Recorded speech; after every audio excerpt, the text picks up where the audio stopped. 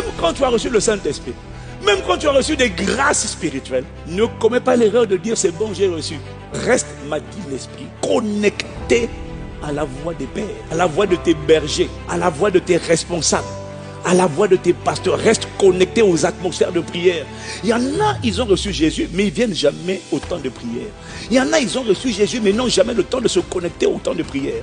Voilà pourquoi tu as... Et puis il y en a, ils ont reçu le Saint-Esprit, ils se disent maintenant je parle en langue. Quels que soient les dons que tu as reçus, il y a plus que ce que tu as reçu. Le secret de ton affermissement, c'est ta capacité à t'exposer au discours des anciens, au discours des responsables, aux paroles, au temps de prière, au temps d'exhortation, au temps de paroles. Parce que quand ce sont des prophètes qui exhortent, ça veut dire que les paroles qui sortent de leur bouche sont des paroles prophétiques.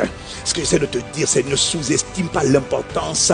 Une fois que tu as donné Jésus, ta vie à Jésus, même une fois que tu as reçu le baptême du Saint-Esprit, ne reste pas seul dans ton coin. Expose-toi. Parce qu'en t'exposant, il y a des paroles qui sont relâchées.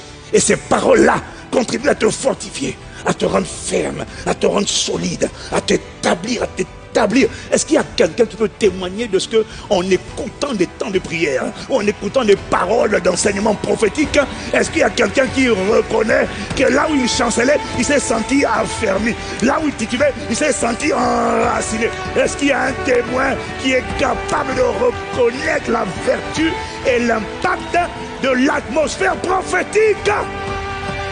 Tu n'as pas tout, tu ne connais pas tout. Expose-toi.